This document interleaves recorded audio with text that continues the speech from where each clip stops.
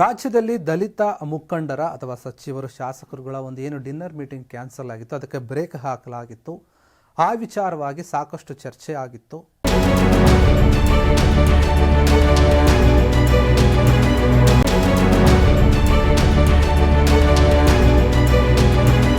ಇದರ ಬಗ್ಗೆ ಈಗ ಒಬ್ಬೊಬ್ಬ ನಾಯಕರು ತಮ್ಮ ಒಂದು ಅಸಮಾಧಾನವನ್ನು ಹೊರಹಾಕ್ತಾ ಇದ್ದಾರೆ. ಈಗ ಸದ್ಯ ಸಚಿವ ಎಚ್ ಸಿ ಮಹದೇವಪ್ಪ ಅವರ ಒಂದು ಸರದಿ ಬಂದಿದೆ.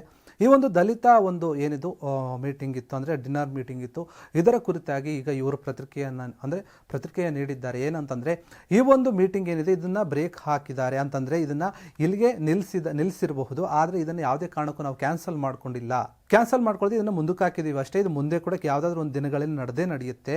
ಯಾರು ಕೂಡ ಇದನ್ನು ನಿಲ್ಸಕ್ಕಾಗಲ್ಲ.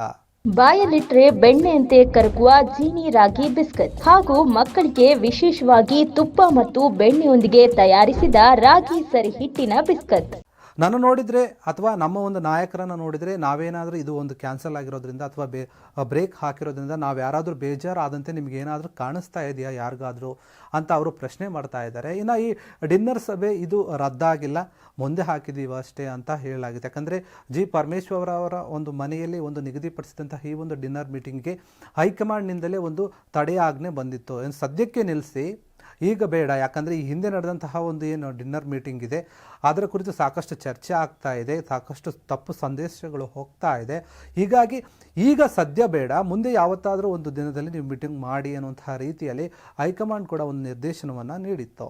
ಇದರ ಕುರಿತಾಗಿ ಈಗ ಕೆಲವು ಮುಖ್ಯವಾದಂತಹ ಒಂದು ರಾಜಕೀಯ ನಾಯಕರು ಕೂಡ ಪ್ರತಿಕ್ರಿಯೆಯನ್ನು ನೀಡಿ, ನಾವು ಯಾವುದೇ ರೀತಿಯಾಗಿ ಒಂದು ದಲಿತರ ಒಂದು ಸಭೆಯನ್ನು ನಾವು ನಿಲ್ಲಿಸಲ್ಲ, ಮುಂದಿನ ದಿನಗಳಲ್ಲಿ ಮಾಡ್ತೀವಿ. ಯಾಕಂದರೆ ಈ ಒಂದು ಮೀಟಿಂಗ್ ನಮಗೆ ಮುಖ್ಯವಾಗಿರುವಂಥದ್ದು. ಯಾಕಂದರೆ ಮುಖ್ಯವಾಗಿ ದಲಿತರ ಒಂದು ಸಮಸ್ಯೆಗಳನ್ನು ನಿರಂತರವಾಗಿ ನಾವು ಚರ್ಚೆ ಮಾಡಬೇಕು, ಆ ಒಂದು ಉದ್ದೇಶದಿಂದ ಈ ಒಂದು ಮೀಟಿಂಗನ್ನು ಇಟ್ಕೊಂಡಿದ್ವಿ. ಆದರೆ ಇಂದು ಈ ಒಂದು ಚರ್ಚೆ ಏನದು ನಡೆದಿರುವಂಥದ್ದಕ್ಕೆ ತಾತ್ಕಾಲಿಕವಾಗಿ ಬ್ರೇಕ್ ಹಾಕಲಾಗಿದೆ ಅಷ್ಟೇ. ಹೀಗಾಗಿ ಈ ಒಂದು ಮುಂದೆ ನಡೆಯುವಂತಹ ಮೀಟಿಂಗಲ್ಲಿ ಸುರ್ಜೇವಾಲಾ ಅವರು ಕೂಡ ಸಭೆಯಲ್ಲಿ ಭಾಗಿಯಾಗುವಂತಹ ಸಾಧ್ಯತೆ ಕೂಡ ಇದೆ. ಹೀಗಾಗಿ ಈ ಒಂದು ಮೀಟಿಂಗನ್ನು ನಾವು ನಿಲ್ಲಿಸಿಲ್ಲ, ಮುಂದಕ್ಕೆ ಹಾಕ್ಕೊಂಡಿದ್ದೀವಿ.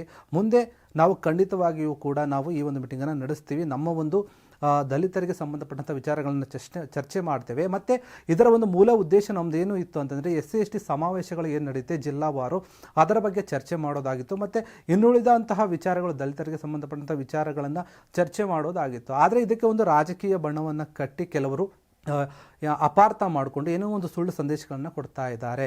ಇನ್ನು ಈ ಒಂದು ಮೀಟಿಂಗ್ ಕ್ಯಾನ್ಸಲ್ ಆಗೋದಕ್ಕೆ ಯಾವುದೇ ರೀತಿಯಾದ ಒಂದು ಕಾರಣದ ಒಂದು ಕೈ ಇದೆ ಏನೋ ಒಂದು ಏನು ಕೆಲಸ ಮಾಡ್ತಿದೆ ಅಂತ ಏನು ಒಂದು ಮಾತುಗಳು ಕೇಳಿ ಬರ್ತಾ ಇದೆಯಲ್ಲ, ಅದು ಯಾವುದು ಕೂಡ ಇಲ್ಲ. ನಮ್ಮ ಕಾಂಗ್ರೆಸ್ನ ಗುರುತೇ ಒಂದು ಹಸ್ತದ ಗುರುತು, ಅದು ಬಿಟ್ಟರೆ ನಮಗೆ ಇನ್ನೂ ಯಾವುದೇ ಒಂದು ಕಾರಣದ ಕೈ ಈ ಒಂದು ರಾಜಕೀಯದಲ್ಲಿ ಇಲ್ಲ ಎನ್ನುವಂತಹ ಮಾತನ್ನು ಎಚ್ ಸಿ ಮಹದೇವಪ್ಪ ಅವರೊಂದು ಹೇಳಿರುವಂಥದ್ದು. ಇನ್ನು ಒಳ್ಳೆಯ ಉದ್ದೇಶದಿಂದಲೇ ನಾವು ಈ ಒಂದು ಮೀಟಿಂಗನ್ನು ಮಾಡೋಕ್ಕೆ ನಿರ್ಧಾರ ಮಾಡಿದ್ವಿ, ಸೇರುವ ಉದ್ದೇಶ ಕೂಡ ನಮ್ಮದಾಗಿತ್ತು. ನನ್ನ ಪ್ರಕಾರ ಯಾರು ಕೂಡ ನಾವು ಗೊಂದಲದಲ್ಲಿಲ್ಲ, ನಾವೆಲ್ಲ ಬಹಳ ಸ್ಪಷ್ಟವಾಗಿದ್ದೀವಿ, ನಾವೆಲ್ಲ ದಲಿತ ನಾಯಕರಿದ್ದೀವಿ, ನಾವು ಸ್ಪಷ್ಟವಾಗಿದ್ದೀವಿ. ಯಾವುದು ಕೂಡ ಒಂದು ಕಾರಣದ ಕೈಯ ಕೈವಾಡ ಇದರಲ್ಲಿಲ್ಲ ನಿಲ್ಲಿಸೋಕೆ. ನಾವೇ ಇದನ್ನು ಒಂದು ಮುಂದಕ್ಕೆ ಹಾಕಿದ್ದೇವೆ. ಇನ್ನು ರಾಜಣ್ಣ ಕೂಡ ಯಾವ ಉದ್ದೇಶದಿಂದ ಕೆಲವೊಂದು ಪ್ರತಿಕ್ರಿಯೆಯನ್ನು ಏನು ನೀಡಿದರೆ ಅದ್ರ ಬಗ್ಗೆ ಕೂಡ ಅವರು ಹೇಳ್ತಾರೆ. ಅವರು ಯಾವ ಉದ್ದೇಶದಿಂದ ಕೆಲವೊಂದು ಮಾತುಗಳನ್ನು ಹೇಳಿದ್ದಾರೆ ಗೊತ್ತಿಲ್ಲ. ಆದರೆ ಕಾಂಗ್ರೆಸ್ ಸರ್ಕಾರ ಹಿಂದುಳಿದ ವರ್ಗಗಳ ಪರ ಇದೆ, ದಲಿತರ ಪರ ಇದೆ. ಇದರಲ್ಲಿ ಯಾವುದೇ ಕೂಡ ಒಂದು ತಪ್ಪು ಹುಡುಕುವಂತಹ ಅಗತ್ಯ ಏನೂ ಇಲ್ಲ. ವಿನಾಕಾರಣ ಯಾರೂ ಕೂಡ ಈ ಒಂದು ಮೀಟಿಂಗ್ಗೆ ಸಂಬಂಧಪಟ್ಟಂತೆ ಏನದು ಚರ್ಚೆಯನ್ನು ಮಾಡೋದು ಬೇಡ. ಇದು ಕೇವಲ ಒಂದು ದಲಿತರ ಸಮಸ್ಯೆಗಳನ್ನು ಆಲಿಸುವಂತಹ ಮೀಟಿಂಗ್ ಅಂತ ಹೇಳಿದ್ದಾರೆ. ಇನ್ನು ಇದರ ಜೊತೆಗೆ ಈ ಒಂದು ಇಶ್ಯೂವನ್ನು ಚರ್ಚೆ ಮಾಡೋದು ಕೂಡ ಬೇಡ. ಇದು ಯಾರು ಈ ಒಂದು ಇಶ್ಯೂ ಬಗ್ಗೆ ಚರ್ಚೆ ಮಾಡ್ತಾ ಇದ್ದಾರೆ ಅದು ಒಂದು ಫೂಲಿಶ್ ಥರ ಅಂತ ಹೇಳುವಂತಹ ಒಂದು ಮಾತನ್ನು ಸಚಿವ ಎಚ್ ಸಿ ಮಹದೇವಪ್ಪ ಅವರು ಹೇಳಿರುವಂಥದ್ದು. ಇನ್ನು ಮನುಷ್ಯ ಸಂಘಜೀವಿಯಾಗಿದ್ದಾನೆ, ಸಂಘಜೀವಿ ಅವರು ಒಂದು ಸಂಘವನ್ನು ಮಾಡಿಕೊಂಡು ವಾಸ ಮಾಡ್ತಾರೆ. ನಾವು ಕೂಡ ರಾಜಕೀಯದಲ್ಲಿ ಇದ್ದ ಮಾತ್ರಕ್ಕೆ ನಾವು ಸಂಘ ಸೇರಬಾರ್ದು, ಅಂದರೆ ಔತಣಕೂಟಕ್ಕೆ ಸೇರಬಾರ್ದು ಅಂತ ಏನಾದರೂ ಇದೆಯಾ ಎನ್ನುವಂತಹ ಪ್ರಶ್ನೆ ಕೂಡ ಎದ್ದಿರುವಂಥ. ಹೀಗಾಗಿ ಯಾರೂ ಕೂಡ ಈ ಒಂದು ದಲಿತರ ಸಮಸ್ಯೆ ಆಲಿಸುವಂಥ ಚರ್ಚೆಗೆ ಬ್ರೇಕ್ ಹಾಕೋಕ್ಕೆ ಸಾಧ್ಯನೇ ಇಲ್ಲ. ನಾವು ಮುಂದಿನ ದಿನಗಳಲ್ಲಿ ಈ ಒಂದು ಸಭೆಯನ್ನು ನಡೆಸ್ತೀವಿ ಎನ್ನುವಂತಹ ಮಾತನ್ನು ಹೇಳಿರುವಂಥದ್ದು.